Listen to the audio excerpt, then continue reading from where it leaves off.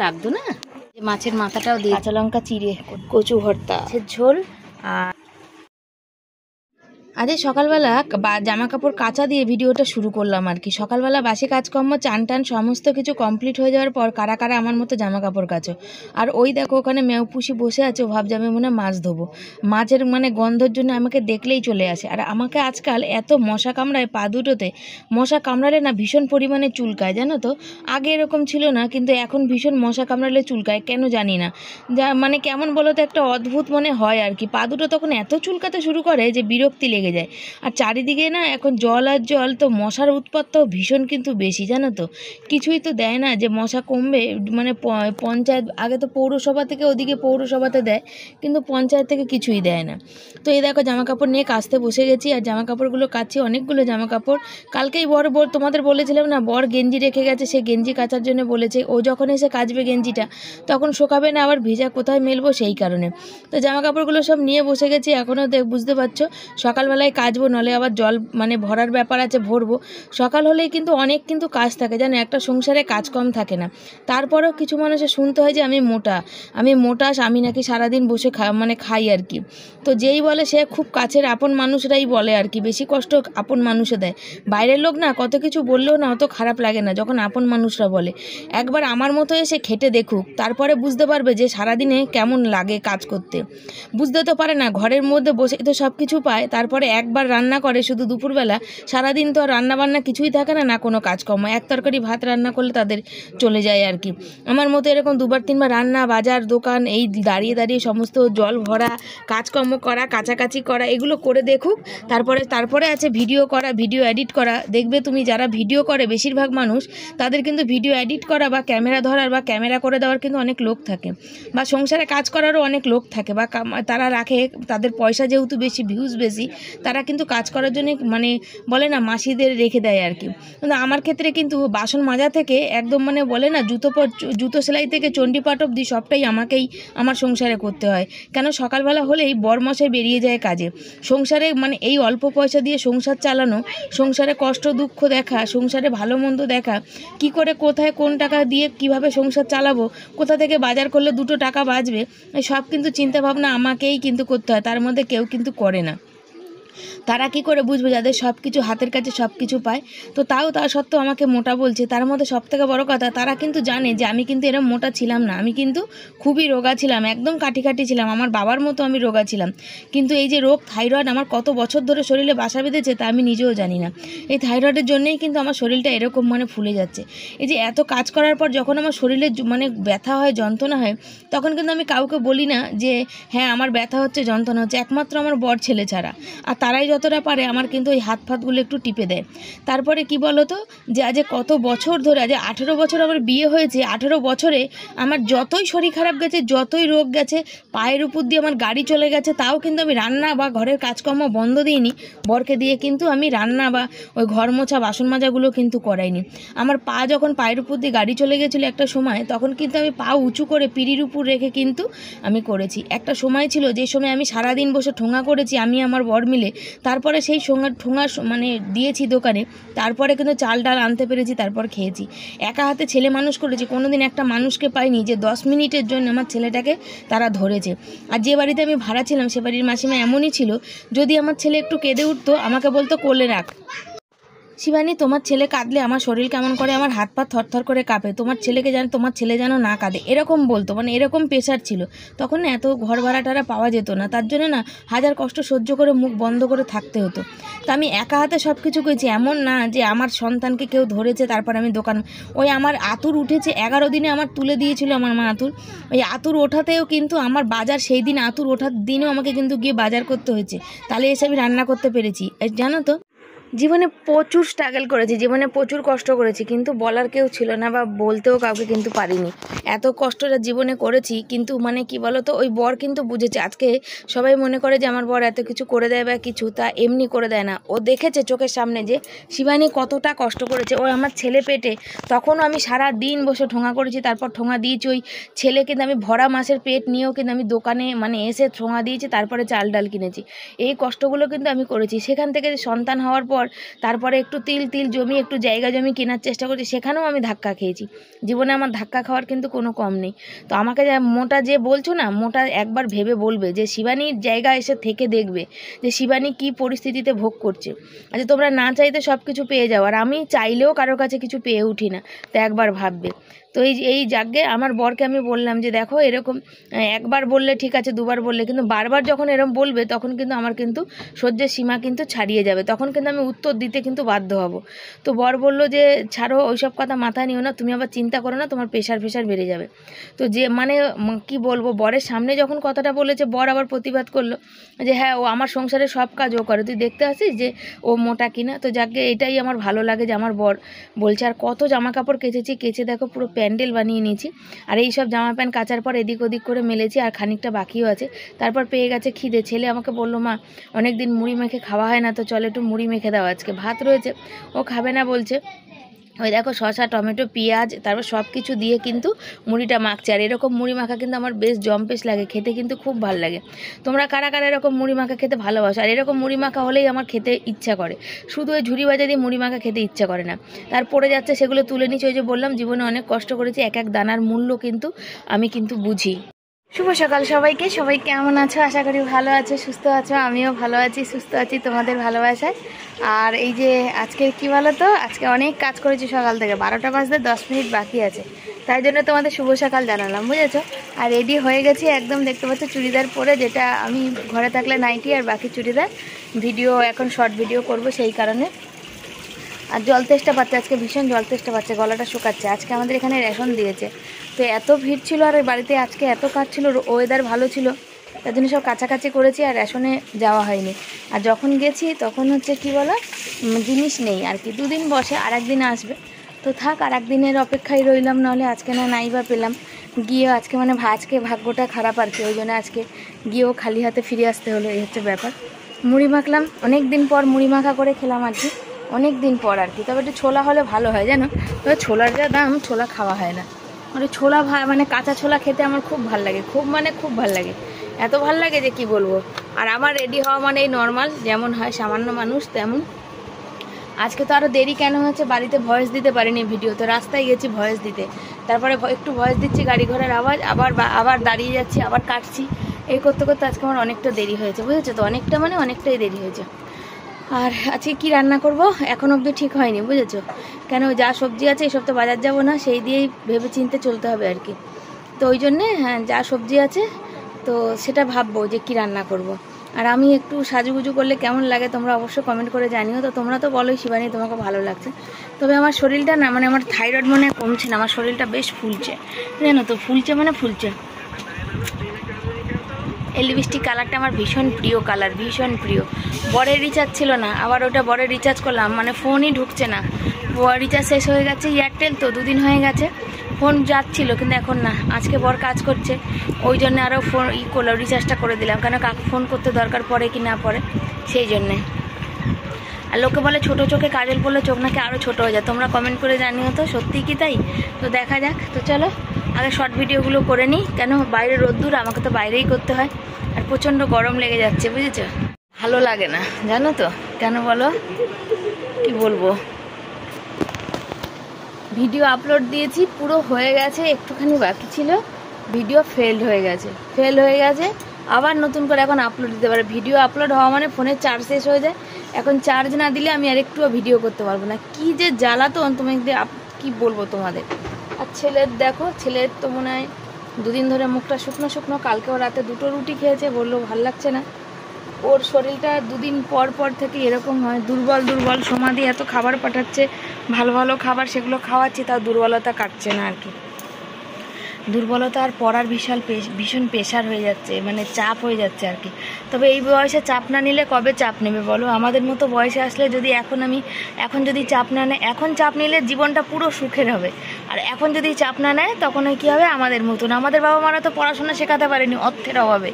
এখন তো অনেক ফেসিলিটি আছে, মানে হাত পাতো কেউ 2 টাকা সাহায্য হলেও করবে, কিন্তু আমাদের সময় তো সেরকম ছিল না কিছু, যার জন্য আমাদের হয়নি। সবথেকে বড় ছিল তখন আমাদের সময় আমার বাবারা এত কুড়ে ছিল, কাজবাজ করতো না, তো পেটে খাওয়ারই জুটতো না। এবার এখন কি হয়, আমরা ধরো পেটের খাবারটাকে জোগাড় করতে পারলে, কিছু যদি আমরা জোগাড় করতে পারি, কিছু কিন্তু মানুষ সাহায্য করলেও কিন্তু শিক্ষাটা ভালোভাবে হয়। আর পড়াশোনাটা যদি ভালোভাবে করে তাহলে তো ভবিষ্যৎটা একটু ভালো হবে। দেখো 10টা টিউশনি পড়ালেও তো খাটনি হবে না। আর এখন চাপ নিলে জীবনটা পুরো ভালো থাকবে। আর এখন যদি চাপ নেয় না, যদি ছেড়ে দেয়, এখন থেকে যদি এই বয়সে যদি কাজে লাগে, ওর জীবনটাই তো পুরো বরবাদ। এমনিতেই তো শরীর চলে না, তার মধ্যে ওই রাজমিস্ত্রি, কলমিস্ত্রি, জলমিস্ত্রি কাজ তো আমার ছেলে করতে পারবে না। কাজ ছোট না কেন, আমার বড় তো রাজমিস্ত্রি কাজ করে, তাই না? মানে ও করতে পারবে না, আমি সেটা বলছি। ওর শরীরটা এতটা দুর্বলে ও পারবে না। তো এখন চাপ নিলে ভবিষ্যৎটা সুন্দর হবে। আর যদি এখন যদি সেই পড়ার চাপটা না নেয়, যদি কাজের চাপ নেয়, কেন ঘুরে বসে তো খাবে না। আর যদি কাজের চাপ নেয়, তাহলে এই বয়স থেকে যে চাপ শুরু হলো, সারাটা জীবন চাপে যাবে, কোনো শখ আহ্লাদ কোনো কিছু পূরণ হবে না। যারা আমাদের মতো রাজমিস্ত্রি এরকম কাজ করে আর কি, বেশিরভাগ দেখবে, আমার বলার কথা না, বেশিরভাগ মানুষেরই কিন্তু বাবার যদি কিছু না থাকে না, তাদের সেই সব ছেলেদের মেয়েদের দুজনকেই বলছি, বা সেই সব ছেলে বউদের কখনোই কোনো শখ শান্তি বলে কিছু থাকে না। কোনো গয়না বানানো, কোনো দামি শাড়ি পরা, দেখবে তারা কিন্তু পারে না। তারা যদি ওই শখটা পূরণ করতে হয়, তাদের মানে অন্য রাস্তা দেখতে হয়। তো সেটা তো সবাই পারে না, সবার ক্ষেত্রে হয় না, বুঝেছো? সবার ক্ষেত্রে হয় না, তাই না? তো চলো, কি আর করা যাবে, দেখা যাক কি হচ্ছে। আর সায়েন্স পড়াটা তো চাপেরই, বুঝো তো। আর এখন হচ্ছে স্কুলে যেহেতু কিছু পড়ায় না বাচ্চাদের, বাড়িতে ওই জন্য চাপটা একটু বেশিই পড়ে। ওই যে জলের বোতল ওর বাবা ভরে দিয়ে গেছে, পাশে নিয়ে শুয়েছে। আর আমি ড্রেসটা চেঞ্জ করে রান্নাবান্না বসাই, আবার আসি। কত বাসন মাজলাম, তার মধ্যে জানো হয়ে গেল। এখানে ক্লিপটা খুলে রেখে দিয়েছিলাম, ছেলে ওপাশ ফিরে ঘুমাচ্ছিল, এপাশে যে ঘুরতে গেছে ক্লিপটাকে ভেঙে দিয়েছে। আর এমন করে ভেঙেছে আর জোড়া লাগবে না, এই যে এই মুখটাই ভেঙে দিয়েছে। সত্যি আমার কপালটা খারাপ। এই একটাই ক্লিপ ছিল, শর্টফট করতে গেলে একটু মাথায় দিতে পারতাম। ওটা যে যদি পিনটা খুলে যেত তাহলে এক প্রকার ছিল, কিন্তু না। বাইরের ওয়েদারটা দেখো, কোন দিক করবো? বাইরের ওয়েদারে এত রোদ্দুর ছিল, রোদ্দুর গাছে চলে দিয়ে এগুলো এখনো শোকায়নি। চাদরটা শুকিয়েছিল, চাদরটা তুলে নিলাম, বাতিগুলো ধুয়ে মেখেছে মেলে দিলাম। আর এই আমি ঘরের ওখান থেকে ভিডিও পোস্ট করছি, আর এই পুঁই ডাঁটাটা না শুধু থেকে এই পাশে চলে আসছে, বুঝেছো? তো ভাবছি কী ব্যাপার, কী হলো। তো উঠে এসে দেখি হাওয়াতে হচ্ছে। তা হচ্ছে আজকে মাছের মাথাটা একটু ছিল, বাঁধাকপি করবো ভাবলাম, তো হলো না। আর পুঁই শাক করবো ভেবেছিলাম, তারপর না, থাইরয়েডটা বিশাল বেড়েছে মনে হচ্ছে, শরীর খুব খারাপ করছে, হাত পা যন্ত্রণা করছে। ওই জন্য পুঁই শাক খেলে যদি আবার বাড়ে, তাই জন্য আর করলাম না। তো চলো রান্না সবজি কাটি। আর কদিন ধরে আমাদের বাড়ি শুধু ঝিঙা আর ঝিঙা রান্না হচ্ছে। ঝিঙাটাই না খেলে আবার, মানে 1 কিলোই ঝিঙা এনেছিলাম, মাছের ঝোলে দিলাম। পরশুদিনে 2টো ঝিঙা তরকারি করেছিলাম, আর আজকে 4টে ঝিঙে আছে, সেটা দিয়ে তরকারি করব। আর ভাত বসাই নেবো, আঁকাটা কমাই, রান্না করা যাবে না। আর ঝিঙাটা না খেলে না, ঝিঙাটার ভিতরে শ্বাস হয়ে যাবে। কালকে থেকে আবার নিরামিষ খাওয়া শুরু করব, কেন পুজোর কদিন নিরামিষ খাইনি। আবার ওই জন্য কুকারগুলো সব মেজে ধুয়ে টুয়ে নিয়ে আসলাম। কাল থেকে নিরামিষ খাওয়া চালু হবে। কালকের ওই চাল কুমড়ো দিয়ে একটু ডাল, বাঁধাকপির পকোড়া, আলু সেদ্ধ করবো। আর দেখি কুন্দুরিটা যদি পারি তো ভাজবো। কুন্দুরিগুলো দেখলাম খারাপ হয়ে আসছে আর কি। তো দেখা যাক, কাল শনিবার গেল, রবিবার কি করব? চাল কুমড়োর ঘন্ট আর চিচিঙ্গা ভাজা ভেবে নিচ্ছে কি করব। সোমবার দিনও ডাল চিচিঙ্গা ভাজা করব, আর মঙ্গলবার একটু সোয়াবিনের তরকারি আর ভাত করব, আর কিছু করব না, বুঝেছো? তো চলো সাথে থাকো। সবসময় অনেক দিন ধরে শুধু ঝিঙাই হয়ে যাচ্ছে, জানো তো? এত ঝিঙা খাওয়া হচ্ছে যে বলার কথা হবে। ঝিঙাগুলো হেভি ভালো। চালটাও ধুয়ে চলে এসেছি, আর চোখের উপরে ছিলাম দিয়ে এখন নিচে নামলাম। এই চালটা হাঁড়িতে দিয়ে দিলাম, ভাতটা বসিয়ে দিই। আর ছেলে ঘুমাচ্ছে, ছেলে ঘুমাতে গিয়ে এপাশ থেকে ওপাশে ঘুরতে গিয়ে আমার ক্লিপ, এপাশ থেকে ওপাশ সরতে গেছে, সরতে গিয়ে ক্লিপের উপর কোনো কারণে চাপ পড়েছে, ক্লিপটা ভেঙে গেছে। আর ক্লিপটা ছাড়া বড্ড অসুবিধা হচ্ছে, মানে কি বলো তো, চুলটা না যখন ভিডিও করে একটু উপরে তোলার হয়, তখন ওটা করে। আর এই একটাই ক্লিপ আমার ভরসা ছিল। তো যাকে কি আর করা যাবে, ও তো জেনে শুনে করেনি। তো একটা মানে ভাবি, কত পুরানো কথা, যখন একা থাকে তখন ভাবি কত খারাপ সময়ের সম্মুখীন হয়েছি, যখন এরকম একটা জিনিস ভেঙে গেলে বসে কাঁদতে হতো যে কি করে কিনবো। এরকম দিনও দেখেছি জমি কিনতে গিয়ে আমরা প্রায় নিঃস্ব হয়ে গেছিলাম। সেখান থেকে সত্যি বলতে অনেকটাই ভালো আছি, হয়তো আগামী দিন আরও ভালো হব আর কি। তো জীবনের অনেক ভালো মন্দ সুখ দুঃখ তোমাদের সাথে শেয়ার করি, কেন বলো তো? অনেক কাছের তোমরা আমার এখন বর্তমানে, তোমরা সত্যি কাছে, রক্ত সম্পর্ক থেকেও কিন্তু যে অন্য সম্পর্ক যে এত কাছের হওয়া যায় তা আমি আমার জীবন দিয়ে কিন্তু বুঝেছি। এমন হয় যে মানুষের মন কখনো তুমি পেয়ে উঠবে না, জানো তো। মানুষ তুমি যদি কোনো কথা বলো তখন সেটার প্রতি তারা দেখায় কি বলো তো, যে তারা রাগ দেখায় যে কেন বললে বা কেন করলে। একবারও তারা ভেবে দেখে না যে সে আমার জন্য কতটা করছে বা আমি তাদের জন্য কতটা, আমি তার জন্য কি করেছি সেটা। তার এটাও বোঝার চেষ্টা করা দরকার যে হ্যাঁ, তার মনেও কখনো কিন্তু আক্ষেপ জন্মাতে পারে। তারও ভালো লাগে কারোর কাছ থেকে কিছু পেতে, তারও কিন্তু কষ্ট হয়, তারও কিন্তু মনে দুঃখ লাগে যে হ্যাঁ, যে আমি যদি সবার জন্য করতে পারি তো কেউ না কেউ তো আমার জন্যও তো কিছু করবে, এটাই হচ্ছে ব্যাপার। কিন্তু সেটা তুমি যদি মুখ ফুটে বলে দাও তখনই তোমার দোষ হয়ে যাবে, তখন তোমার থেকে খারাপ কেউ হবে না, তখন বলবে খোঁটা দিচ্ছে, করার কি দরকার ছিল, করেছে বলে বলছে। তো একবার কখনো আমার জায়গাতে কাউকে রেখে দেখো যে তখন কেমন লাগে, সেটা হচ্ছে সব থেকে। আজকের বিয়ে হয়েছে, বিয়ের পর থেকে একের পর এক সব মানে করেই যাচ্ছি, করেই চলেছি আর কি। নিজের জন্য যে কিছু করব সেটা কখনো ভেবেও উঠতে পারিনি। এই জমি কেনা, তারপরে এই ছেলে মানুষ করা, তারপর ছেলের এই জন্মদিন করা, ছেলের এগুলো একের পর এক সবসময় চলতে লেগে। তারপরে তো এর বিয়েতে, ওর বিয়েতে, শ্বশুরবাড়ি আছে, নানা রকম চলতেই আছে, পরস্পর এরম চলতেই আছে। হ্যাঁ, তবে যতদিন পেরেছি তাদের জন্য করেছি বা দিয়েছি। এখন আমার সামর্থ্যও নেই। আগে ছিল কি লোন টোন তুলতাম, তখন সংসারে খরচা, জমির টাকাটা ছিল, জমির টাকাটা দেওয়ার জন্য লোন তুলতাম, সেই লোনটা শোধ হলে হয়তো আর একটা তুলে মানে কারোর কিছু পূরণ করতে পারতাম। কিন্তু এখন বর্তমানে যা পরিস্থিতি আমাদের, এখন বরের না আছে কাজকর্ম, না আছে কিছু। আজকে বিগত কত দিন বর বাড়িতে বসা বলো তো, সেই দুর্গাপুজোর আগে থেকে বাড়িতে বসা, মাত্র আজকে কাজ হয়েছে। এত দিনের পেটে খাওয়াটা কি বন্ধ? তোমরা তো দেখেছো শিবানী কি রান্না করে, কি খায়। তারপরে এই কদিন ধরে আমার জন্মদিনেও শুধু আমি মাছের ডিমের বড়া আর মাছের ঝোল করেছি, এমন ব্যাপার। তো এখানে এই বৌদি বলছিল যে তোমার জন্মদিনে তুমি কেন কিছু ভালো করনি। আচ্ছা, আমার নিজেরটা নিজে কি ভালো করব, তাই না? আর তারপরে এই দেখো, দেখতে পাচ্ছ জামা কাপড়গুলো সব এই যে তুলে নিয়েছি। আর রান্না করছিলাম, করতে করতে হাতটা ধুয়ে আসলাম একটু হাত, কেন বলো তো, এগুলো পরে ঠাকুর ফাকুরও তো দেওয়া হয়। বড় বড় ফোঁটা পড়ছে বৃষ্টির, এই যে শুরু হবে বৃষ্টি, তারপরে আর কিন্তু বন্ধ হবে না বাবা। বৃষ্টি হওয়ার আগে জামা কাপড় তুলি। তো জামা কাপড় তুলে যে মশলা দিয়ে গেছিলাম দৌড়ে বাইরে। তো এই মাছের ঝোলটার মানে কি বলো তো, এই দূর আমি কি বলছি আর কি। তো এই দেখো, হ্যাঁ মাছের ঝোলই তো, ঠিকই তো বললাম, মাছের ঝোলই তো বসিয়েছি। এখনও তো ঝিঙের তরকারি বাকি আছে, তোমাদের সাথে সেটা শেয়ার করিনি। আসলে মাছেও ঝিঙা দিয়েছি, আবার এমনিতেও ঝিঙার তরকারি করেছি, তো ওই জন্য একটু কনফিউজ হয়ে গেছি ভয়েস দেওয়ার সময়। আর অনেক কথা তোমাদের সাথে বললাম ভয়েস দেওয়ার সময়, না পুরানো অনেক কথা স্মৃতি মনে পড়ে গেল, তাই একটু শেয়ার করলাম। এবারে ঝিঙেগুলো এনেছিলাম, যা দারুণ না বন্ধুরা, দেখো একটা দানা নেই, পুরো সব কটা ঝিঙে আমি নিচ্ছিলাম না, দেখো কিচ্ছু নেই, একদম পুরো কচি, ফুলকচি। এর বাটা করলে যা হতো না, বা সেদ্ধ খেলেও দারুণ হতো, কিন্তু আর দিলাম না, মনে নেই, আর ভুলেই গেছি আর কি, বুঝেছো। তো আমাকে মাছি দিচ্ছিল, আমি নিচ্ছিলাম না, আমি বললাম না না, ঝিঙে বেশি মানে হয়ে যাবে, কি বলে ওই হয় না, এটা একটু শুকিয়ে গেছিলো, ওই মানে ভিতরে সস হয়ে যাবে আর কি, মানে বুড়ো হয়ে যাবে ঝিঙে। তো বললো না না, ঝিঙেগুলো খুব ভালো, আমি কম দামে দিচ্ছি বলে তো 20 টাকা করে নিয়েছিল, পুরো দেখার মতন ঝিঙে আর কি, বললে হবে না, একদম দারুণ। তো কটা মাছের ঝোলে দিয়ে দিয়েছে, একটু বড় বড় করে কেটেছি, একটা দানা নেই। আরে কত খোসা দেখো, কচু, আলু, ঝিঙে, পেঁয়াজ, সবার খোসা, থাক বাইরে ফেলবো। ভাতও তো হয়ে গেছে, আর কচু ভর্তা হয়ে গেছে, আর এই যে মাছের ঝোল বসিয়ে দিয়েছি। মাছের ঝোল বসাতে বসাতে জামা প্যান্টগুলো তুলতে গেলাম, বৃষ্টি চলে আসছে, তো এই টাইমে বৃষ্টি শুরু হবে। তো মাছের মাথা আছে, এটা মাছের ঝোলেই দিয়ে দেবো, পুঁই শাক আর করা হলো না, ঠিক আছে। তো চলো ঝোলটা ফুটুক, কটা ঝিঙা বড়ার জন্য মাছের ঝোলে দিয়ে দিলাম, ধনে পাতা হলে যা লাগতো না। চলো মাছগুলো দিয়ে দিই, এই যে মাছের মাথাটাও দিয়ে দিলাম গো, কি কষ্ট লাগছে। একটু যদি মাছের মাথার ডাল বা পুঁই শাক দিয়ে করতাম বা বাঁধাকপি দিয়ে করতাম ভালো হতো। তবে মাছের মাথা খেতে আমার বড়মশাই ভীষণ ভালোবাসে, ছেলে মাছের মাথার ডাল ভালোবাসে, মাছের মাথা দিয়ে বাঁধাকপি ভালোবাসে, বুঝেছো তো। কিন্তু বাঁধাকপিটা একটু আছে, কালকে ওই ডাল করব বললাম না, তার সাথে একটু পকোড়া করে দেবো। তো চলো দেখি মাছের ঝোল কি বলছে, কোন কথা বলছে মাছের ঝোল। মাছের মাথাটা একবার উল্টানো ছিল, আবার আমি এদিকে উল্টিয়ে দিয়েছি, বুঝেছো।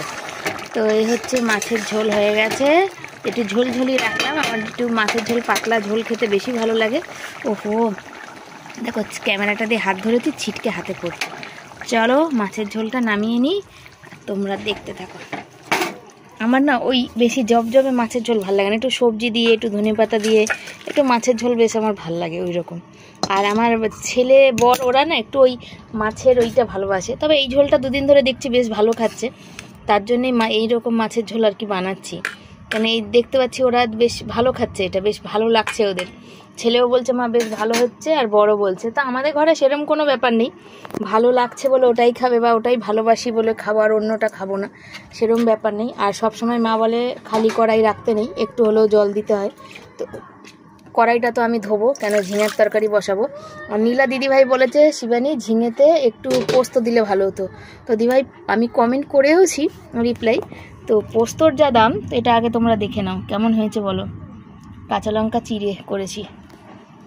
পোস্তর যা বর্তমানে দাম, আমাদের মতো মানুষদের সামর্থ্য নেই গো দিভাই।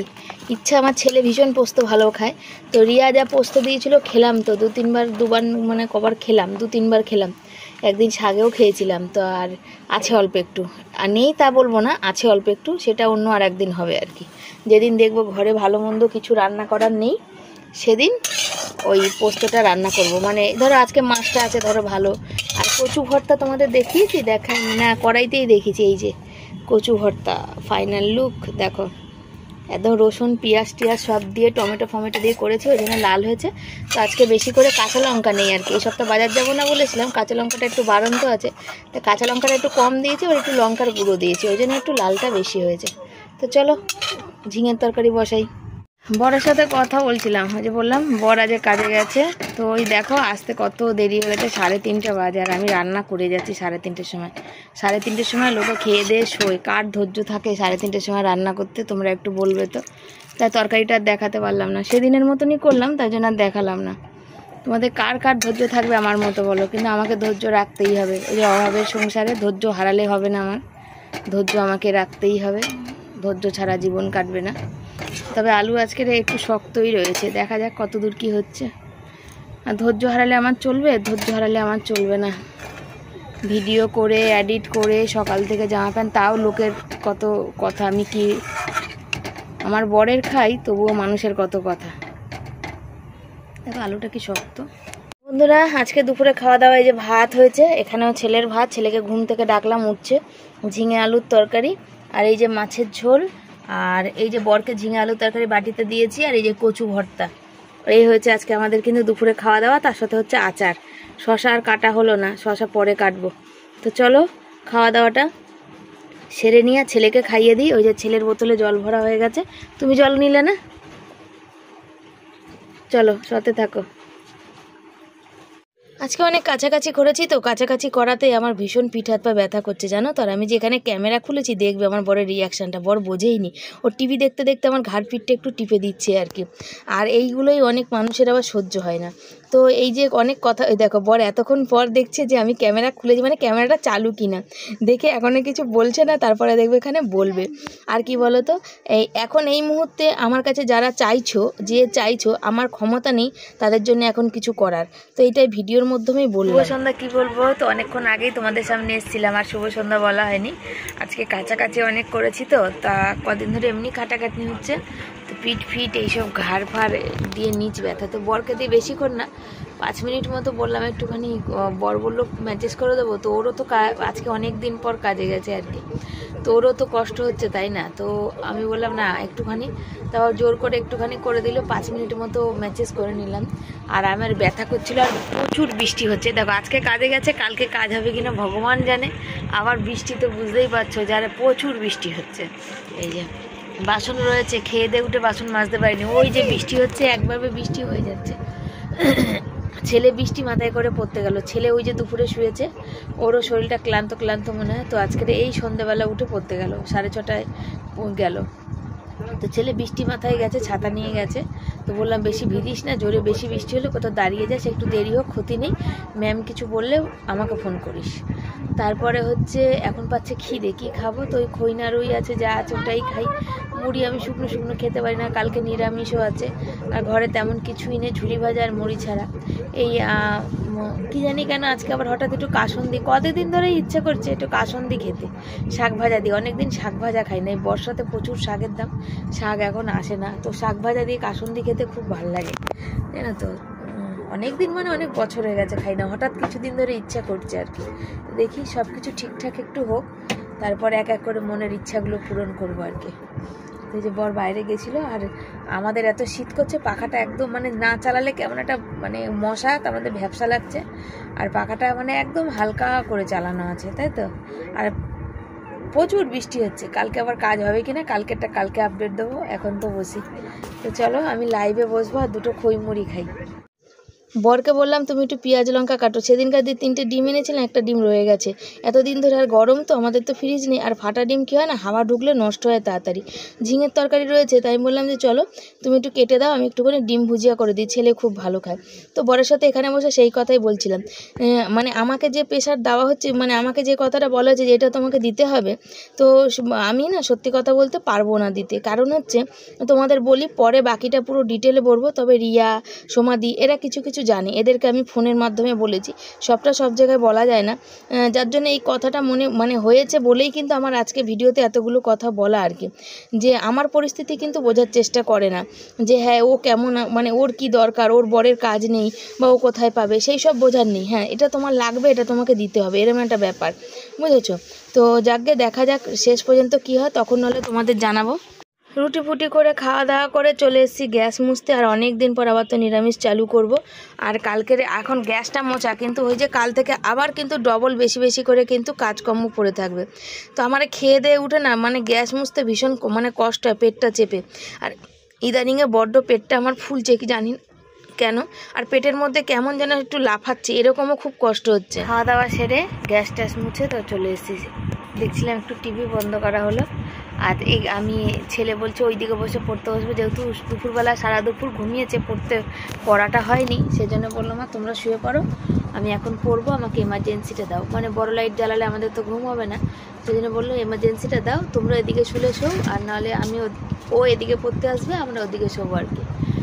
তো এই যে বোঝে যে আমি আজকে দুপুরে শুয়েছি বা ঘুমিয়েছি, তার জন্য আমার পড়াটা নষ্ট হয়েছে, আমাকে রাতে পড়তে হবে, যদিও ওর কাল সকালে পড়া আছে, সকালে উঠতে হবে। তো এখন অলরেডি 12টা পার করে গেছে, হয়তো 1-2 ঘন্টা পড়বে, যেহেতু 2 ঘন্টা পড়লে 2টোর সময় শুলেও কিন্তু হবে, 6টার সময় উঠে পড়বে, আবার দুপুরে কাল কেন আজকে সারাদিন অনেকটা ঘুমিয়েছে, 2 ঘন্টা না পড়লেও 1 ঘন্টা, এখন একদম নিরিবিলি নিস্তব্ধ, কোনো আওয়াজ নেই, 1 ঘন্টা পড়লেও অনেক, সেটাই ওর মাথায় থাকবে। তো পড়তে বসবে আর আমরা শুয়ে পড়বো, তো পড়লে আমার আবার ভালো করে ঘুম হয় না।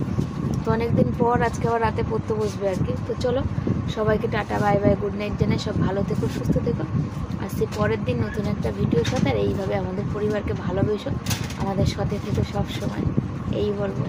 তোমরাও খুব ভালো থেকো।